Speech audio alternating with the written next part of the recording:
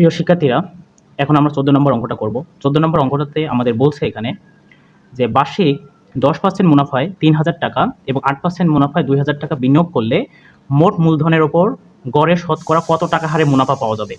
অর্থাৎ কত টাকা হারে মুনাফা পাওয়া যাবে মানে হচ্ছে মুনাফার হার অর্থাৎ রেট অফ ইন্টারেস্ট আমাদের নির্ণয় করতে হবে।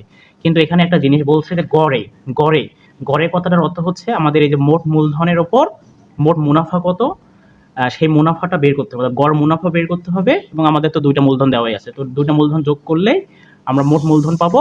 আর দুইটা 10% মুনাফায় 3000 টাকার মুনাফা বের করব এবং 8% মুনাফায় 2000 টাকার মুনাফা বের করব।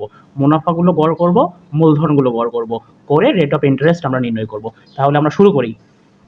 তাহলে আমরা লিখবো যে বার্ষিক 10% মুনাফায় 3000 টাকার মুনাফা। বার্ষিক 10% মুনাফায় 3000 টাকার মুনাফা আয় সমান হবে হচ্ছে, আমরা জানি আয় সমান হচ্ছে পিএনআর। তো এখানে পি হচ্ছে 3000, আর এখানে আমাদের সময়টা যেহেতু বার্ষিক বলছে, বার্ষিক মানে হচ্ছে আমাদের 1 বছর, সেই জন্য আমরা এখানে সময় হচ্ছে 1 বছর ধরবো। এবং মুনাফার হার হচ্ছে 10%, তার মানে 10 ডিভাইডেড বাই হচ্ছে আমাদের, আমরা জানি যে মুনাফার হারে সবসময় 100 থাকে। তাহলে আমরা যদি হচ্ছে এই শূন্য কাটবো, এই শূন্য কাটবো, তাহলে এখানে আমাদের বার্ষিক 10% মুনাফায় 3000 টাকার মুনাফা হচ্ছে 300 টাকা। অনুরূপভাবে আমরা পরের স্টেপটা 8% মুনাফায় 2000 টাকার মুনাফা বের করব। মুনাফা বের করে মূলধন দুইটা যোগ করে এবং মুনাফা দুইটা যোগ করব। তাহলে এখন আমরা লিখব যে বার্ষিক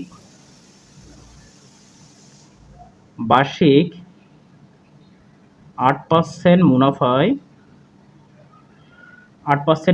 2000 টাকার মুনাফা, 2000 টাকার মুনাফা। তাহলে 2000 টাকার মুনাফা আমাদের কত হবে? আই সমান হচ্ছে পিএনআর, আমরা আবার সূত্রটা বসাইলাম। তাহলে এখানে পি হচ্ছে আমাদের 2000,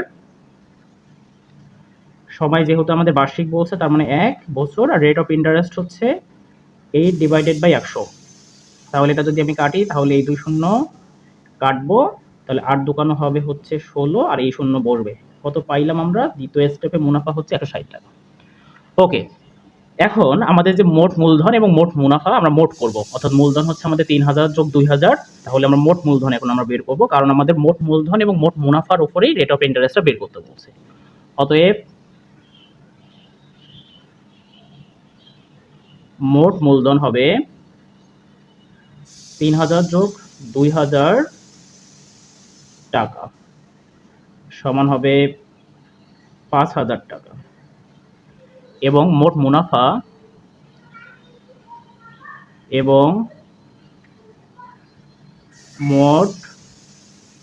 মোট মুনাফা হচ্ছে আমাদের এখানে পাইলাম আমরা হচ্ছে প্রথম স্টেপে 300, পরের স্টেপে হচ্ছে 160। তাহলে আমাদের 300 যোগ 160, 300 যোগ 160 টাকা, তাহলে আমাদের হচ্ছে 460 টাকা।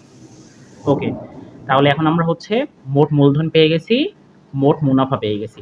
তাহলে এখন আমরা এই মোট মূলধন এবং মোট মুনাফার উপর মুনাফার হারটা নির্ণয় করব, সেটাই আমাদের এখানে চাইছে। আমরা যদি প্রশ্নটা আরেকবার দেখাই যে বিনিয়োগ করলে মোট মূলধনের উপর গড়ে শতকরা কত টাকা হারে মুনাফা পাওয়া যাবে, তাহলে আমরা আর সমান বের করব। তাহলে আমরা কি জানি, এইভাবে আমরা লিখব।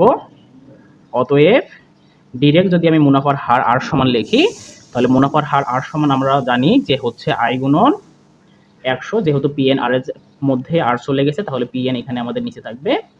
তাহলে এখানে আই হচ্ছে আমাদের মোট মুনাফা, তাহলে মোট মুনাফা হচ্ছে আমাদের 460, উপরে হচ্ছে আমাদের 100, নিচে হচ্ছে আসল হচ্ছে 5000, এবং আমাদের এখানে বলছে যে সময় ওই যে 1 বছর, যেহেতু এখানে আমাদের বার্ষিক কথাটা উল্লেখ করছে যে বিনিয়োগ করলে মোট মূলধনের উপর গড়ে শতকরা কত টাকা হারে মুনাফা পাওয়া যাবে, আর এই যে প্রথমে আমাদের বার্ষিক, তাহলে সময়টা হচ্ছে এখানে আমাদের 1 বছর, অর্থাৎ এখানে হচ্ছে 1। তাহলে যদি আমরা একটু ক্যালকুলেশন করি, এখানে হচ্ছে আমাদের আসল হচ্ছে 5000। ওকে, ক্যালকুলেশন একটু করি। এই শূন্য কাটবো, এই শূন্য কাটবো, তারপর হচ্ছে আমাদের এই শূন্য কাটবো, তাহলে উপরে থাকতেছে আমাদের 46 অর্থাৎ 46, নিচে থাকছে 5।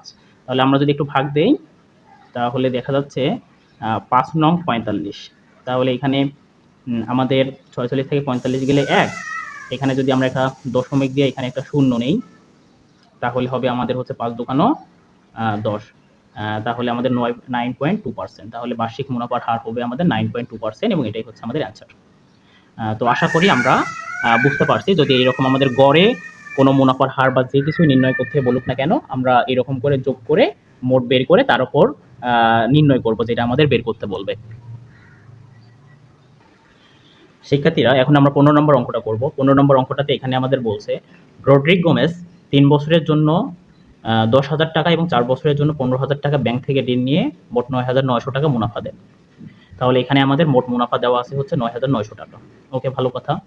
উভয় ক্ষেত্রে মুনাফার হার সমান হলে, তাহলে মুনাফার হার হচ্ছে উভয় ক্ষেত্রেই সমান। এখানে মুনাফার হারটা আমাদের দেয় নাই, কিন্তু বলছে যে মুনাফার হার উভয় ক্ষেত্রে সমান হলে মুনাফার আমাদের সেই হারটা নির্ণয় করতে বলছে। ওকে, তাহলে এখানে যদি আমরা 3 বছরের জন্য 10,000 টাকার মুনাফা বের করতে পারি এবং 4 বছরের জন্য 15,000 টাকার মুনাফা বের করতে পারি, ওইটা দুইটা যোগ করে আমরা এটা ওই দুইটার মুনাফা যোগ করে আমাদের 9,900 টাকা দিতে পারবো, কারণ এখানে আমাদের মোট মুনাফা 9,900 টাকা দেয়া আছে। আর আমাদের তখন আমরা মুনাফার হারটাও নির্ণয় করতে পারবো। তাহলে কিভাবে অঙ্কটা করব, আমরা অঙ্কটা একটু শুরু করি। আমরা প্রথমেই লিখব যে ধরি মুনাফার হার, যেহেতু এটা আমাদের উভয় ক্ষেত্রে একই, তাহলে আমরা মুনাফার হার সমান আর ধরে নিলাম। তাহলে প্রথম ক্ষেত্রে আমরা 3 বছরের জন্য 10,000 টাকার মুনাফা বের করব, যেহেতু আমাদের মোট মুনাফার ক্লুটা দেয়া আছে। ওকে, তাহলে আমরা এইভাবে লিখতে পারি যে 3 বছরে 10,000 টাকার মুনাফা, 3 বছরে 10,000 টাকার মুনাফা। তাহলে 3 বছরে 10,000 টাকার মুনাফা, আই সমান আমরা জানি PNR। তাহলে এখানে আমাদের পি হচ্ছে 10,000, সময় হচ্ছে 3 বছর এবং আর তো উভয় ক্ষেত্রে একই, তাহলে আর আমরা আরই দিব। এই আরটাই আমরা পরবর্তীতে হচ্ছে শর্তমতে দিয়ে নির্ণয় করব। ওকে, তাহলে প্রিয় শিক্ষার্থীরা, যদি আমরা এটাকে গুণ করি, তাহলে 10,000 এর সাথে 3 গুণ করলে হবে আমাদের হচ্ছে 30,000, তার সাথে আর গুণ অবস্থায় থাকবে। ওকে, তাহলে এই স্টেপটা আমরা আশা করি বুঝতে পেরেছি। পরবর্তীতে আমাদের বলছে যে 4 বছরের জন্য 15,000 টাকা। তাহলে এখন আমরা 4 বছরের জন্য 15,000 টাকার মুনাফা বের করব। ওকে, তাহলে আবার এই 4 বছরের এখানে আমরা বছরের দেই, বছরের 15,000 টাকার মুনাফা। তাহলে 15,000 টাকার মুনাফা, ওই সেম আই সমান হচ্ছে আমাদের PNR, যেহেতু উভয় ক্ষেত্রে আটটা সমান, তাহলে আমাদের পি এর এখানে হচ্ছে 15,000, সময় হচ্ছে 4 বছর এবং আর তো হচ্ছে ফিক্সড। তাহলে আমরা যদি 4-15 গুণ করি তাহলে হবে 60, আর এখানে 3টা শূন্য, অর্থাৎ 60,000 টাকা। 60,000, তার সাথে এখানে 8টা তো থাকবেই, তাহলে 60,000 আর। ওকে, তাহলে আমরা 3 বছরের জন্য মুনাফা 10,000 টাকার মুনাফা বের করছি এবং 4 বছরের জন্য 15,000 টাকার মুনাফা বের করলাম। এখন উভয় ক্ষেত্রে মুনাফা আমাদের কত বলছে? আমাদের মুনাফা বলছে যে 9900 বা 9,900 টাকা। তাহলে প্রিয় শিক্ষার্থীরা, এই মুনাফাটা আর এই মুনাফাটা, দুইটা মুনাফা যোগ করলে আমাদের 9,900 টাকা হবে। তাহলে আমরা শর্তমতে কি লিখতে পারি? শর্তমতে 30,000 আর যোগ 60,000 আর সমান হচ্ছে 9,900। ওকে, তাহলে 9,900। তাহলে কারণ আমাদের এটা বলছে যে উভয় ক্ষেত্রে যে মুনাফা পাওয়া যাবে সেই মোট মুনাফা হচ্ছে 9,900। তাহলে যে মুনাফাটা আমরা পাইলাম, দুই মুনাফা আমরা যোগ করে কত লিখছি? 9,900 লিখছি। ওকে, তাহলে এখন আমরা এখানে একটু ক্যালকুলেশন করব। এখানে আমাদের হচ্ছে 30,000 আর এখানে হচ্ছে আমাদের 60,000। তাহলে দুইটা আমরা যদি যোগ করি তাহলে আমাদের হবে 90,000। 90,000 আর এখানে তো আমাদের হচ্ছে 9,900। ওকে, তাহলে আমরা আর সমান কি লিখতে পারি? আমাদের আর সমান হচ্ছে 9,900 ডিভাইডেড বাই হচ্ছে আমাদের 90,000। ওকে, তাহলে 90,000। প্রিয় শিক্ষার্থীরা, আমরা সব সময় জানি যে আমাদের আর এর নিচে কি থাকে? একটা 100 থাকে। সেই 100টা হচ্ছে যখন আমরা আর এর মান বের করি সেই 100টা উপরে গিয়ে গুণ হয়। তাহলে সেখানে আমরা এই আর এর নিচে যে 100টা আছে সেই 100টা আমরা উপরে দিয়ে দিলাম। ওকে, তাহলে এখন আমরা ক্যালকুলেশন করব। এই শূন্য এই শূন্য কাটবো, এই শূন্য এই শূন্য কাটবো, এই শূন্য এই শূন্য এই শূন্য এই শূন্য। তাহলে 99কে 9 দ্বারা ভাগ করলে হবে 11। তাহলে আমাদের আর সমান হচ্ছে আমাদের 11%। এটাই হচ্ছে আমাদের অ্যান্সার। তাহলে এইরকম যদি আমাদের অঙ্ক থাকে তাহলে আমরা এরকম করে করবো। আশা করি আমরা সবাই বুঝতে পেরেছি। প্রিয় শিক্ষার্থীরা, এখন আমরা 16 নম্বর অঙ্কটা করব। এখানে 16 নম্বর অঙ্কটাতে আমাদের বলছে একই হার মুনাফায় কোনো আসল 6 বছরের মুনাফা আসলে দ্বিগুণ হলে কত বছরে তা মুনাফা আসলে 3 গুণ হবে। এখানে আমাদের একই হার কথাটা বলছে, তার মানে এখানে আমরা একটা কমা দেখতে পাচ্ছি। তাহলে এই স্টেপ থেকে আমাদের মুনাফার হারটা বের করব। তাহলে মুনাফার হার বের করে ওই মুনাফার হার সেকেন্ড স্টেপে ইউজ করে আমাদের কত বছর অর্থাৎ এন এর মান আমরা নির্ণয় করব, অর্থাৎ সময় নির্ণয় করব। তাহলে এই অঙ্কগুলো আমরা কিভাবে করব? যেহেতু এখানে আমাদের আসলটা দেওয়া নেই, বলছে কোনো আসল, তাহলে আমরা আসল ধরে নেব। তাহলে আমরা ধরবো, যে ধরি, লিখবো ধরি আসল পি সমান হচ্ছে ক টাকা। ওকে, আমরা আসল ধরে নিলাম পি সমান ক টাকা। আমাদের সময় দেওয়া আছে কত বছর? 6 বছর। তাহলে এন অর্থাৎ সময় দেওয়া আছে হচ্ছে 6 বছর এবং মুনাফা আসলে দ্বিগুণ। তাহলে দ্বিগুণ হচ্ছে মুনাফা আসল, দ্বিগুণ বলতে হচ্ছে আগে ছিল ক, এখন হবে 2 ক দ্বিগুণ। তাহলে প্রিয় শিক্ষার্থীরা, যদি মুনাফা আসলে দ্বিগুণ হয় অর্থাৎ 2 ক হয় এবং আসল যদি ক হয়, তাহলে মুনাফা আসল থেকে যদি আমরা আসল বাদ দেই তাহলে আমরা মুনাফা বের করতে পারবো। তাহলে আমরা মুনাফা, অতএব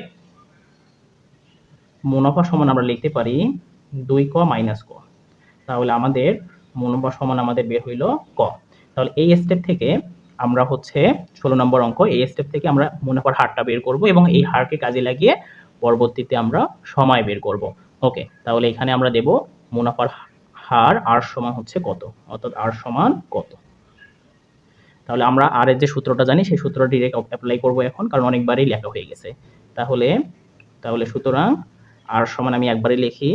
যেমন হচ্ছে আমরা জানি যদি আর এর যে কোনো একটা মান বের করতে চাই তাহলে আমরা আই এর সাথে 100 গুণ হবে আর নিচে হবে হচ্ছে পিএন। তাহলে এখন আমরা মানগুলো বসাই দিব। আমাদের মুনাফা বের হয়েছে ক গুণন 100, আসলও আমাদের হচ্ছে ক এবং আমাদের সময় হচ্ছে 6 বছর। ওকে, তাহলে এই ক এবং এই ক যদি আমরা কাটবো, এখন আমাদের এখানে যদি একটু আমরা ছোট করে নেই, তাহলে যদি আমরা 2 দ্বারা ভাগ দিই তাহলে 3 দোকানো 6, 50 দোকানো হচ্ছে 100, অর্থাৎ 2 দ্বারা কাটলাম, তাহলে 50 ডিভাইডেড বাই 3 এত পার্সেন্ট। এটা হচ্ছে আমাদের কিসের মান বের হয়েছে? আর এর মান বের হয়েছে। ওকে, তাহলে আর এর মান আমরা বের করলাম। এখন আমাদের বলছে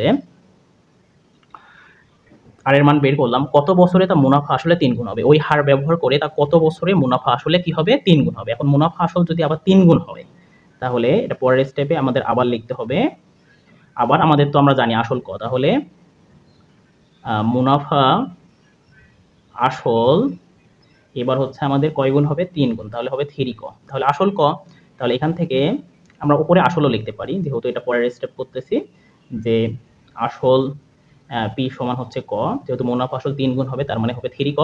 তাহলে মুনাফা আসল যদি 3 ক হয় এবং আসল যদি ক হয় তাহলে মুনাফা হচ্ছে, মুনাফা আসল থেকে যদি আমরা আসল বাদ দিই অর্থাৎ 3 ক থেকে যদি আমরা ক বাদ দেই তাহলে আমাদের মুনাফা বের হবে 2 ক। তাহলে আমরা মুনাফাও পেয়ে গেলাম 2 ক। আর আমাদের আর এর মান তো এই যে দেওয়াই আছে 50/3, তাহলে আমাদের আর একটা জিনিস বের করতে হবে, সেটা হচ্ছে যার সময়, যে সময় n ইকুয়াল কত, কত বছরে তা মুনাফা আসলে 3 গুণ হবে। ওকে, তাহলে n এর মান যখন আমরা বের করব তাহলে আমরা n সমান কি জানি?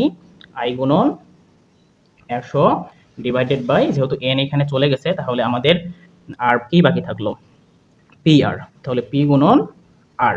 ওকে, তাহলে আমরা i এর মান বসাবো। এখানে i এর মান হচ্ছে আমাদের 2 ক সাথে 100। এখানে আমাদের পি এর মান হচ্ছে ক এবং রেট অফ ইন্টারেস্ট হচ্ছে 50 ডিভাইডেড বাই 3। ওকে, তাহলে প্রিয় শিক্ষার্থীরা, আমরা এখানে আরেকটা কাজ করতে পারি, যে 2 ক গুণন 100 ক গুণন এই যে 50 ডিভাইডেড বাই 3, এখানে ভাগ উল্টে আমরা গুণ করে দিতে পারি। তাহলে 50 আর এই 3টা আমরা উপরে গুণ করতে পারি। তাহলে এই ক কাটা 50 ওকে 50, 50 দোকানো 100, তাহলে আমরা যদি গুণ করি 2 দোকানো 7, 3 4 12, তাহলে আমাদের কত বছরে তা 3 গুণ হবে? 12 বছরে। আশা করি আমরা সবাই বুঝতে পেরেছি, এটাই হচ্ছে আমাদের অ্যান্সার।